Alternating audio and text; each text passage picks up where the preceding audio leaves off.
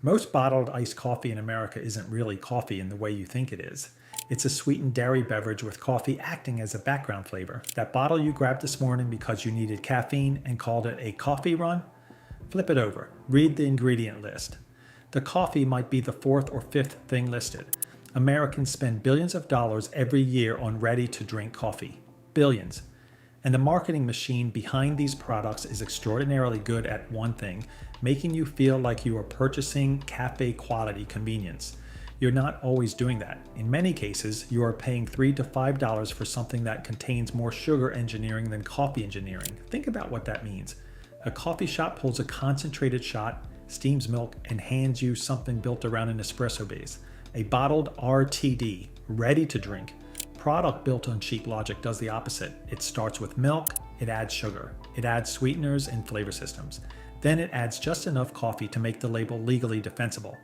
Here's what I want you to understand before we go any further. The iced coffee aisle is selling two completely different products under one name.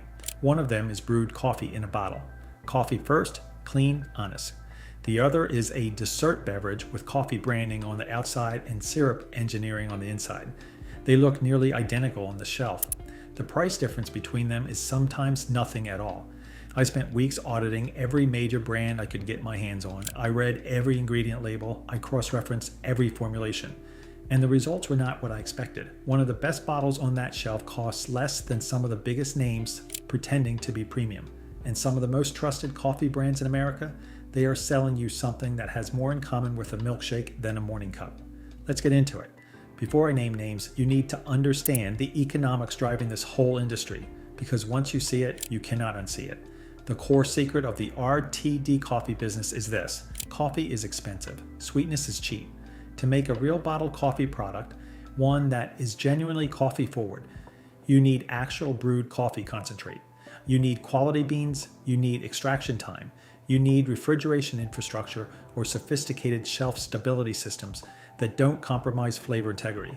All of that costs real money before a single bottle hits a shelf.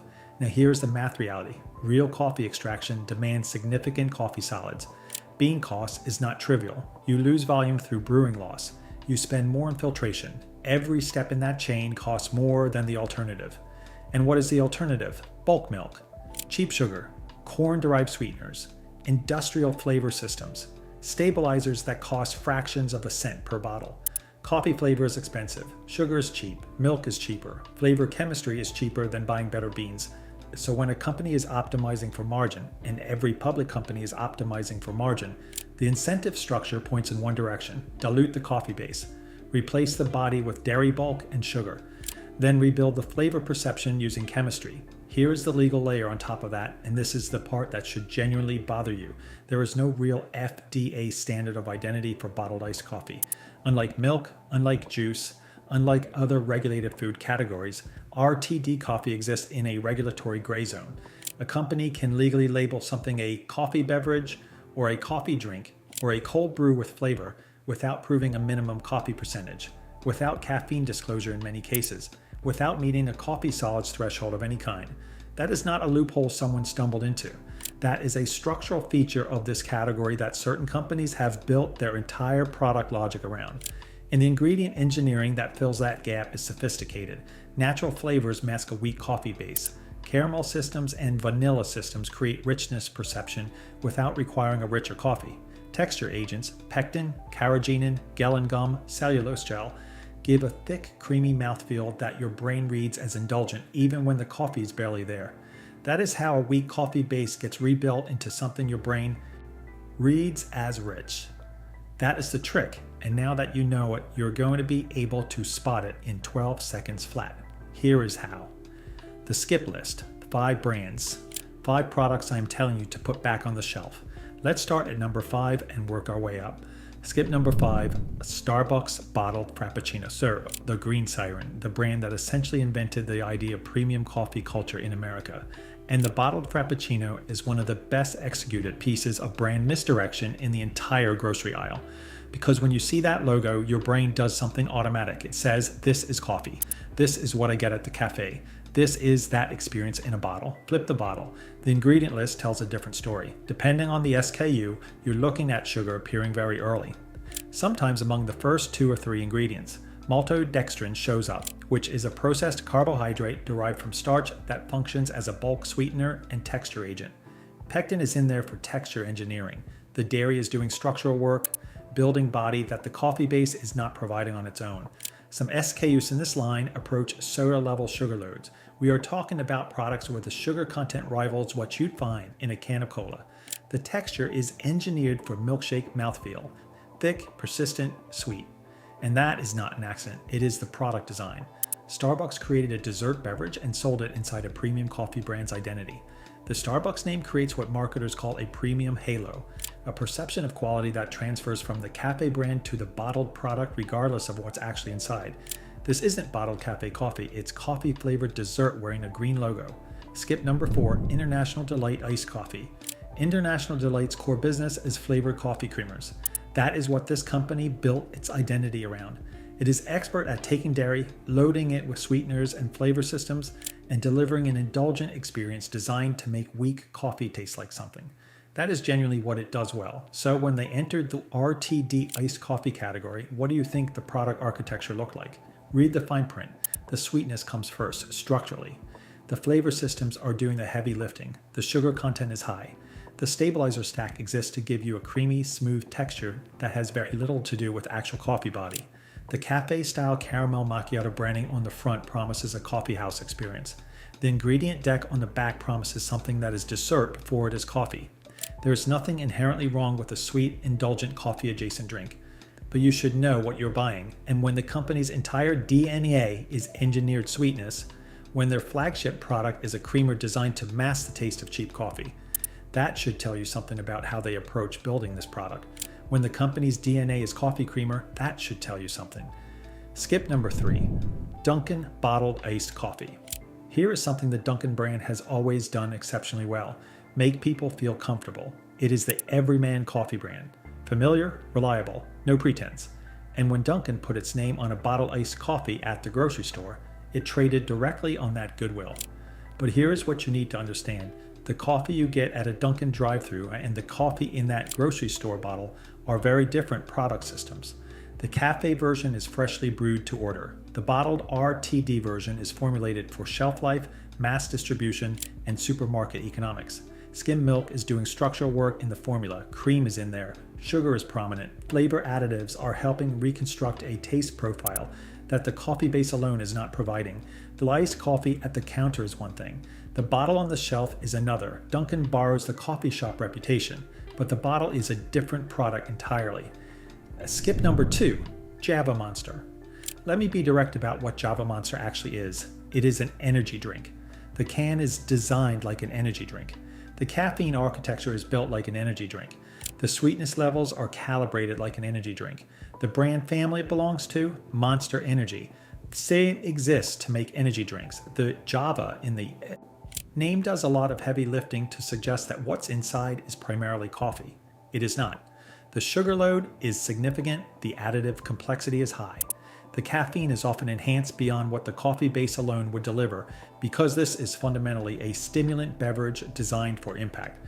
The coffee flavor is real, it is present, but it is structurally secondary to the energy drink engineering underneath it. You are not buying a coffee with an energy boost. You are buying an energy drink cosplaying as coffee. Those are different things with different implications for what you're putting in your body. Know which one you're reaching for. This is an energy drink cosplaying as coffee. Skip number 1. Calipia Farms Sweet Flavored R Tea Decoffee SKUS. This one requires precision because Calipia is not a uniformly bad brand. I will tell you in a few minutes that their black cold brew line is worth your attention, but the sweet flavored RTDSKUS, the vanilla lattes, the flavored plant-based coffee drinks, those are a different story, and they are the number 1 skip on this list precisely because the brand is so trusted. Califia has built an exceptional reputation around clean, plant-based products. That reputation creates exactly the premium halo effect I described with Starbucks. Except the health-conscious positioning makes it even more persuasive. People who are actively trying to make better food choices reach for Califia specifically because they trust the brand, and then they buy a flavored SKU that is loaded with gums, flavor systems, sweeteners, and texture additives. The ingredient list on some of these sweet products looks like a stabilizer library with coffee in it.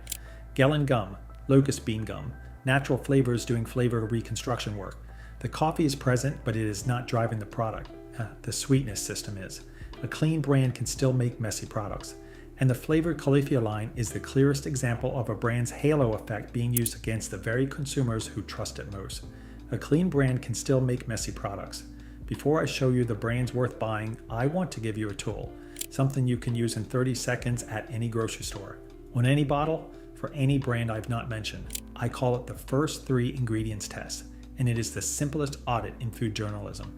Flip the bottle, read the first 3 ingredients. If you see cold brew coffee, or brewed coffee, or coffee concentrate at the very top of that list, and ideally in the first or second position, you are looking at a coffee first product. The ingredient list is legally required to be ordered by weight, from most to least. Coffee being first means coffee is doing the structural work. If you see milk in the number 1 spot, followed by sugar and water, and coffee shows up later down the list, you bought sweetened dairy with coffee flavor support. That is the test. It takes 8 seconds. Use it. Here's a bonus check. Look at the sugar grams relative to the caffeine content. If a product has a massive sugar load, 15, 20, 25 grams, and a modest caffeine number, that ratio is telling you something. Sweetness is compensating for weak coffee perception. A strong, honest coffee base does not need that much sugar to taste like coffee. And here's one more, just for fun. Shake the bottle. A thick, persistent foam that clings to the glass and takes a long time to collapse, that is often a sign of stabilizers and gums at work. Texture engineering doing the job that coffee bodies should be doing. A quick collapsing head that behaves more like liquid, that is a product behaving closer to what coffee actually is. Real coffee doesn't need a chemistry set to act like coffee. The real list. Now, the 4 brands that are actually worth your money. These are products where the coffee is doing the work it is supposed to do, where the ingredient logic makes sense, where the formulation prioritizes what it is claiming to be on the front of the can. Real number 4, a high brew coffee. High brew built its identity around portability and actual coffee extraction. The brand is designed around cold brew concentrate that travels. Canned format, ready when you are. And the formulations reflect that priority. The ingredient decks are cleaner than the legacy bottle giants. Coffee is where it belongs. At the top of the list, doing the structural work. This is not the cheapest option on the shelf, but it sits in a mid-price range where you are actually getting what you are paying for. The coffee profile is noticeably stronger than most of the skip list products. You taste coffee first. Sweetness, where it exists, supports rather than leads. For people who want a grab-and-go cold brew that respects the coffee, high brew is a reliable choice in a category full of pretenders. Real number 3, Chameleon Cold Brew. Chameleon started in the specialty cold brew niche before RTD coffee was the industry it is today. That origin matters because it shaped the product philosophy. The black chaos, the unsweetened, unflavored cold brew options, are often minimal in ingredients. Coffee, water. That is the architecture. No flavor reconstruction, no stabilizer stack, no sugar engineering to mask a weak base. The organic coffee focus adds a layer of transparency that matters to a lot of consumers, and the coffee-first architecture shows up in the cup. You are tasting actual cold brew character, not a rebuilt approximation of it. Yes, it sits at a premium price point, but the ingredient logic justifies the cost in a way that premium branded competitors on the skip list do not.